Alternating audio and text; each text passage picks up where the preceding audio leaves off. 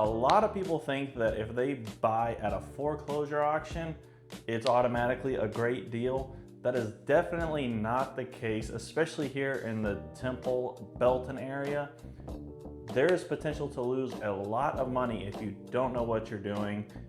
So we're going to get into how to buy a foreclosure property, and then also kind of what to look for, and then what you need to know prior to buying one of these. Let's get right into it. All right, so in Texas, the foreclosure process is fast, relative to other states. The foreclosure auction is held on the first Tuesday of every single month on the courthouse steps, and it's normally between like 9 a.m. to 4 p.m.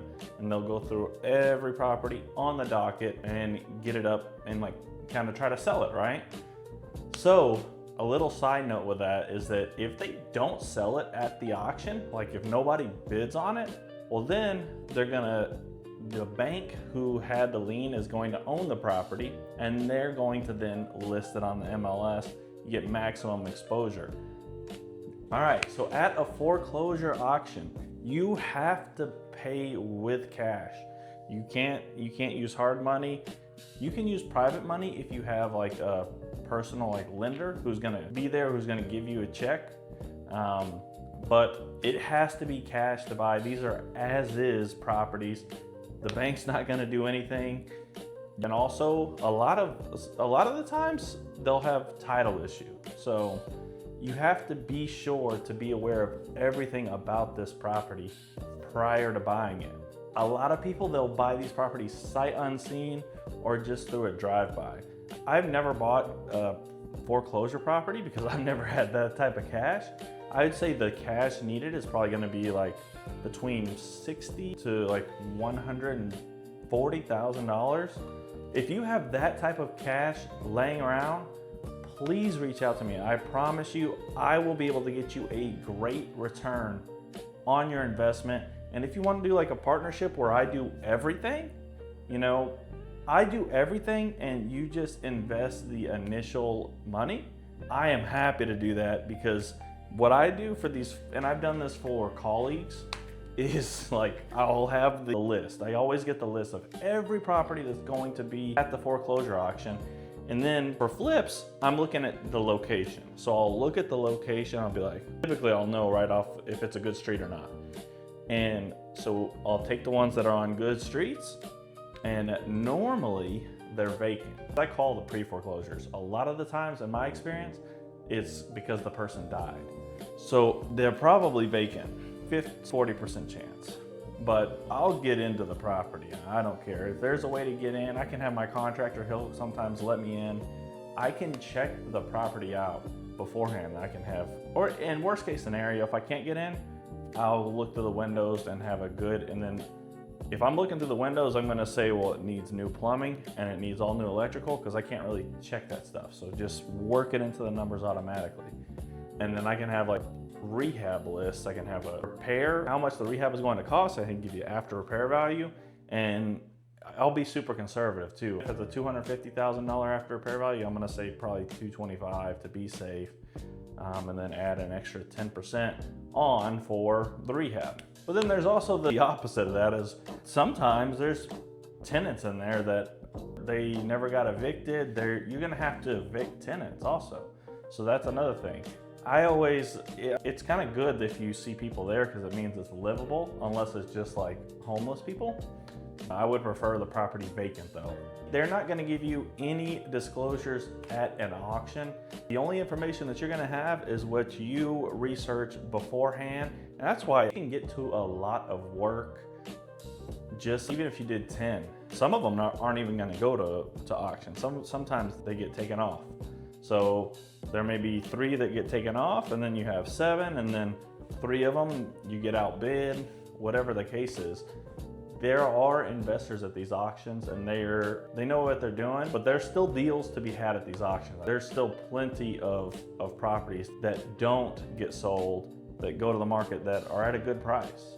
So are foreclosure properties a good deal in the Temple Belton area? You have to be able to know if there's any liens on the property. You have to know that it has a clear title so that whenever you sell it, you're not gonna have a whole bunch extra to pay to clear the liens off of this place. If you're comfortable with the after repair value, if you're comfortable with the rehab, I think and then you are willing to do the extra work to look at the title, or if you contact me, I'm happy to. I don't even really do the title stuff.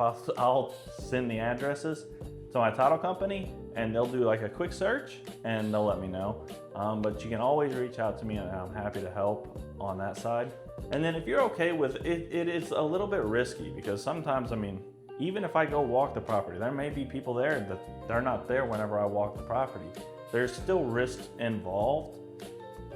It could be the title company misses something. There's risk definitely involved, but I think in terms of the most reward for the amount of risk that you're taking, I think auctions are probably going to be the best risk versus reward, although they're also probably a little bit higher on the risks side. All right, title issues on these places. Look, they can have IRS liens, they can have mechanic liens, judgments, child support liens. There's a lot of this stuff. And some of these liens, they stay with the property. They don't transfer. So you need to know what liens are on there and if they transfer. I think that's why it also helps to have somebody who knows what they're doing with title, you know, looking at the property rather than just you or just me, who I may be like, well, it's a child support lien. Doesn't seem like it would go with the property. It should go with the person, right? I'm not sure. I know that I did close one that was a bear to get the child support lien off of the property. Like he couldn't even sell it. I think in that specific situation, if they foreclose on it, it wouldn't be able to transfer. But I'm no title expert. There's also the possibility of senior lien. So what they'll do is like a second lien holder will file for foreclosure. They'll go to foreclosure, but then the primary lien holder is still the primary lien holder on the property. So then now you have a debt with this primary lien holder. Listen, that part is from ChatGPT. I have never had that issue. Typically, it's going to be the primary lien holder who's going to file the foreclosure. So if you think about it, let's say this person actually lost their home, like they just couldn't pay for it. They lost their job or something, couldn't pay the mortgage. Well, they've lived in this house, let's say 10 years. Well, now it's foreclosed. It's not like they're getting the police to go to every foreclosure property and say, hey, this is going to foreclosure, you gotta leave. No, you inherit that person. Now you have a tenant in there that's not paying and they can't pay. Because if they could pay, they'd pay the mortgage. So you have to evict them. Now in Texas, it's not super expensive, but that's still time, especially on a flip, because if you're flipping, I've seen a lot of flip deals go bad just because of time. You have holding costs, and then you have, market fluctuations that sometimes aren't good, so that has to be considered. I wouldn't not buy a deal for it, but I would consider that in my numbers. All right, and the biggest one that I think the biggest risk when buying a foreclosure is like if you are buying it through a drive-by. You're not like going inside the property. Because a lot of them, maybe they had fire damage, maybe they have like a lot of mold in there. These things are very expensive to fix. Plumbing issues, there can be a lot of stuff, and if you were able to walk it, you could probably see evidence of, plumbing leak or that it was on fire, whatever the case is. But if you don't walk it, you don't know. So there's two ways to combat that. One way is to walk it. And if you want to do a deal with me, I will walk it. I'm okay with that. The other way is to just pretend like it had a fire, and that everything is messed up. You're gonna have to replace everything. The only downside of that is you're probably going to be bidding against people. Maybe they've already walked it. Maybe they know. So now you're not going to get any deals. I've seen a few people like offering like all the way up to market value for these properties, and then I've seen people who just they offer the lowest amount and they get it accepted. They win. So it goes both ways. All right, so a step-by-step kind of process to navigating these, in my opinion, is going to be, first, you pick the ones that are on the docket. You find the best locations. I would say 5 is a reasonable number, you know, to analyze. You pick 5 that you're gonna go deep into. So then you want to find the loan amounts for each of these properties, the trustee info, and then also the sale date. Step 2, once you have narrowed it down to 5, you're gonna go buy all 5 of these properties in person or have somebody else go there. Definitely, I mean, at a bare minimum, you gotta check the roof, you have to check the exterior. I get if you don't wanna do anything illegal, I think that's understandable. Peek in the windows, maybe see if there's people, do an occupancy check, you know. I would just see if there's like stuff that could be people living there. And then kind of a condition, whatever you can see from the windows. Or, dude, I mean, I've gone into them before. I think it's low risk. I don't think anybody's gonna be like, oh, depends on the neighborhood really. I wouldn't go into one in like a nice neighborhood where it looks like I'm breaking into the place. Step 3, after seeing the layout, kind of seeing whatever you can of the property, you're gonna determine the after repair value. And typically I'll try to put like, I'll see the comps, and if the comps say 250, I'll put like 10% below, just to be safe, because you want a little bit of wiggle room. So I'll put 225 and then determine the rehab. And then you're just analyzing a regular deal. So let's say you wanna make 30% profit, or let's say 25%, you know, you just take, I would do 70% minus repairs. And then hopefully it's above what the loan is, and then you can start off maybe where the loan is at or how much they owe, and then go up from there, however you're comfortable with or however the numbers will work.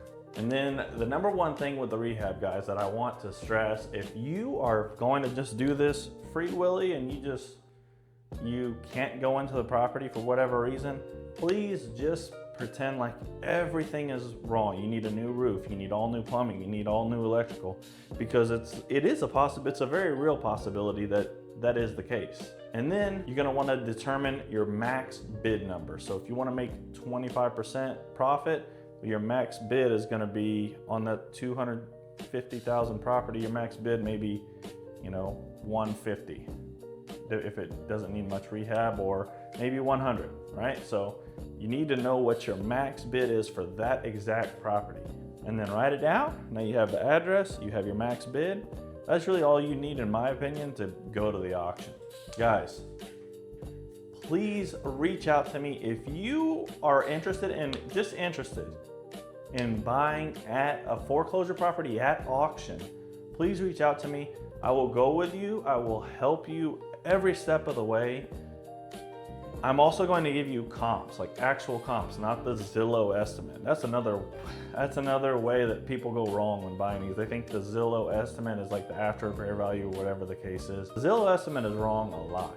I can give you rehab estimates just off of my own experience, but I can also give you rehab estimates from contractors, and I can help you, or I can get my title company to do the title work for you on these properties that you want to analyze. And then I can make sure that you are 100% set up with the information that you need to be comfortable with the investment. So if you give me a call, if you shoot me a text, shoot me an email, I will get you set up with everything that you need. My goal, I think, would be, if y'all wanted like just me to do everything, I would love a private money lender. And these are gonna be quick turnarounds. You know, I'm just doing flips right now. So I think that would be the best strategy if you maybe just want to invest in real estate, and maybe, you know, just try it once and see what happens. I am very confident that the return is going to be good. But if you want to do it for yourself, you want to kind of learn, make the mistakes along the way, that's also good. And if you go with me, I'm not gonna let you make a whole bunch of mistakes like that. So please reach out to me. I want to help you guys with these foreclosure properties. You can call me, text me, email me. If you want more information, schedule an appointment with me down in my Calendly below. I hope y'all enjoyed this video, guys. Let's get it.